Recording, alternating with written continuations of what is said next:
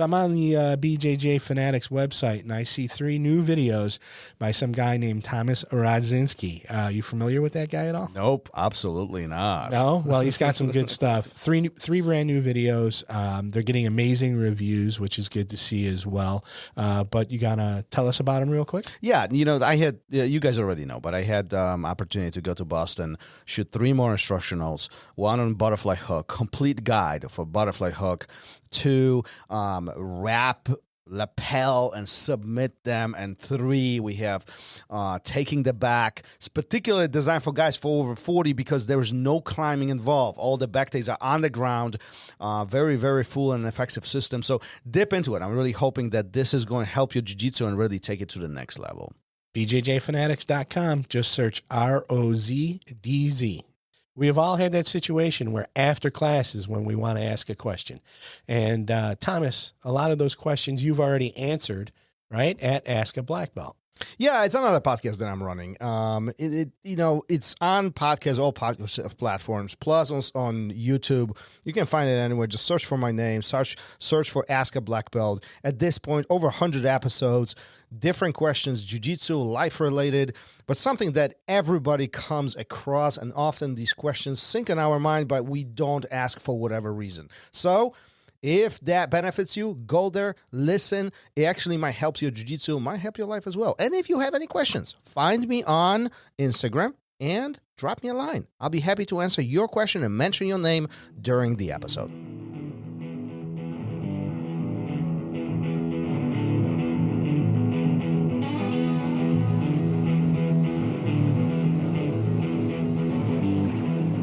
Welcome to Raw Radio.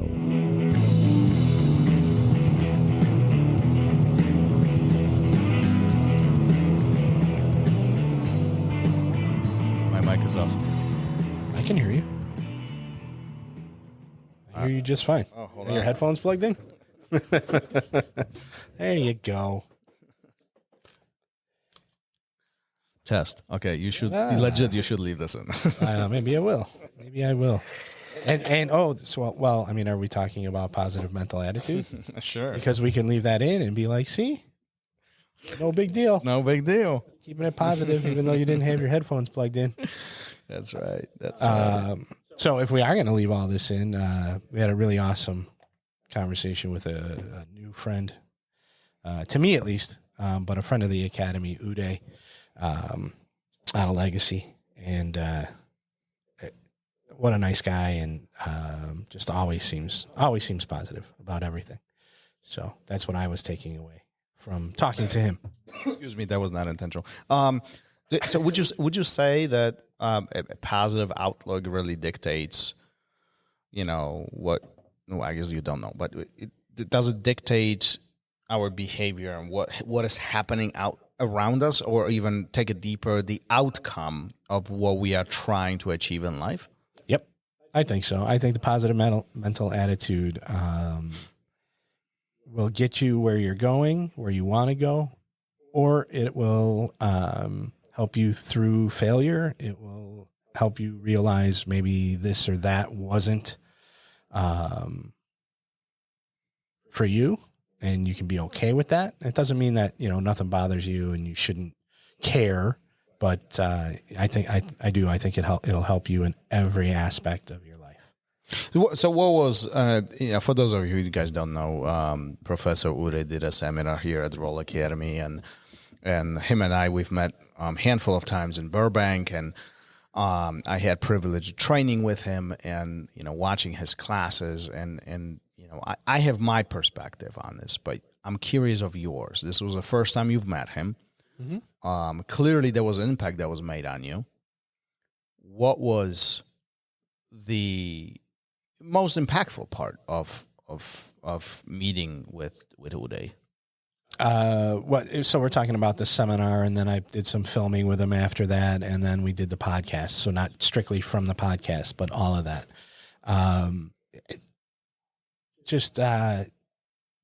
Always a smile, always helping. Even like during the filming, if we made a mistake or he made a mistake, it was, laughed off but corrected. which is part of that positive mental attitude. Hey, oh man, I screwed that up. Can we do it again? High energy, right? And which I equate to positivity, because it wasn't BS high energy. It was, it was enthusiasm. Maybe is a better way to put it, So he was very enthusiastic about it, everything. And that's kind of what I took away. During the seminar, he was very enthusiastic. I love, I brought it up where he was talking, he was like, does anybody have any questions? And nobody said anything. And guys always, I think instructors always feel like when they ask if there's any questions and nobody has one, they might take it like, uh-oh, something's not right here. People aren't interested because they don't have questions. They're not engaged. But I think, he was teaching so well that people really didn't have a lot of questions, so it's like, let's get into it. Let's keep going. And I think that that's the same, and he was okay with it. He was like, all right, well then let's go, and he seems to carry that through everything. And I think people like that, are successful in part because of that. A very big part is because of that, so, they get knocked down, they get right back up, figure it out, keep moving forward. And it is a aspect of like being driven, but I think what helps fuel that is knowing that everything's going to be okay, that we're going to do this. We're going to do it together. I'm going to figure it out. You're going to help me figure it out. Do you need help? Stuff like that. So I think it's awesome. So why do you think others don't have that enthusiasm or that positive outlook on life? Because I'd be having the opposite, even though in the long run it's harder, in the moment it's probably a little bit easier because you don't have to figure anything out. If everything sucks, why bother, right? It's an easy out. But if everything's great and things aren't going well, then we got to figure it out, right? We got to make it better instead of quitting, instead of saying this isn't for me, instead of losing your passion for it. So I think that's probably why people don't have it. And it's hard, man. You get knocked down a lot. It's something that gets developed, I think, through failure. And so you either develop it or you let that failure keep you down and keep you scared and you head in that direction instead. Right. I think that's a huge problem that I see a lot nowadays is people just using that everything sucks. Both sides are wrong. Everybody's wrong.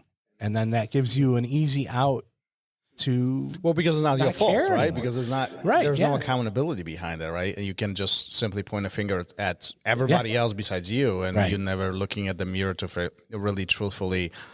Have you done your part? What have you done to make everything not suck? So, and so that's I love that attitude, and it's not one that I always have for sure, but it's one that I reflect on from time to time and be like, no, it's hard I know for myself, it's hard to see, the unicorn rainbows all the time. It's hard, especially when you're knocked down, when you're pushed down, when you're getting stomped on and life is not you're not having the best day. It is hard to see through the weeds of negative outlook. It's sometimes it's hard to even turn it around. I was reading recently a few months back, and it's like we often talked about one person could really change the attitude of the whole room in a sense of you come in and then everybody and everybody kind of follows the negative attitude. But I think similarly it can really happen the opposite way.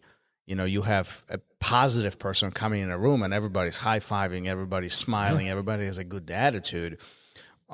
It's harder to do the positive versus the negative. And I think oftentimes, unfortunately, we find ourselves in these situations where, today sucked. Oh, it's Monday. Oh, I gotta do this. I gotta do that.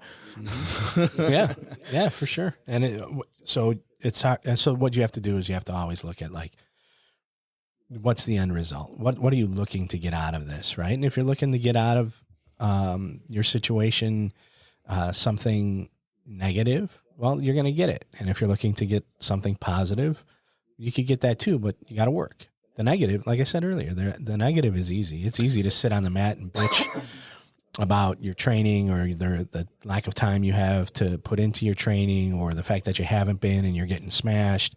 Do you think that has something to do with independency and dependency on others? Meaning, if you're looking at a situation where it's never your fault, but always somebody is contributing to your suffering, if you will, right? There is no accountability on me at that point, right? You know, my day sucks because he did this, she did that, blah blah blah blah blah blah blah blah, and everybody's contributing in a negative way. You know, my life sucks. Versus, you know, this might suck, but I'm still taking responsibility for it. I'm still going to turn it around. I'm still having a positive outlook on the situation. It could be much worse than what it is. Mm-hmm. And then that scale shifts to the opposite side. Do you think that people who are more inclined to be dependent on others have that negative outlook, or is it just happens to anybody? I think, yeah, they probably do, but I think it's a set of circumstances that leads to it. It's not, you know, I mean, I don't know. Are we going to get into nature versus nurture type of thing? Right. But like, you know, you lie down with dogs, you get up with fleas. Is that the old saying? But, so if you're let's say not you are surrounded by that negativity, you feed off of it. And it's very hard because now what do you got to do to get out of that? You probably got to change your lifestyle. You probably got to change a lot of your friends. You might have to not see family as much, right? And all of that comes with really hard work. Why aren't you here? Why aren't you doing this? Yeah. What, you know, who are you all of a sudden? What are you better than me? All that, you know, those are big changes that you have to make, which are very hard and take a long time. So it goes back to that. It's easier, you know, in the short term, it's easier to not make any of that happen. Right. But as soon as you start, you feed off of it, and it opens up your mind to the possibilities of, yeah, things can get better. Things are already better. I feel better about myself. I feel better about going to this place or that. I feel better that I don't have to talk to that person, or I don't have to talk to them about these subjects anymore. Yeah. I've made it clear. Yeah. And you and I, we've had many personal conversations on surrounding some of this stuff, but it's sometimes, you know, one person in a family or in a circle really can drag you down, like to the point where you hate everything. Yeah. It's like, it's a nightmare. Yeah. Like, you don't want to be here for no particular reason. You just don't want to do it. And oftentimes the first step is really that separation, the acknowledgement that there's the problem. Yeah. And either they got to go or you got to go. Only way to change that is for you to make an adjustment. Mm-hmm. Right. And that's towards positivity. Towards right? positivity. Yeah, that's the hard part, right? And often, so like converting this into a more jiu-jitsu related topic, but like this is where the locker room cancer, they call it, right? Or there's many phrases on this, but this gossiping in the locker rooms and negative outlook on jiu-jitsu, you know, oh, this sucks, or this changed, we don't do this anymore, you know, instead of really embracing the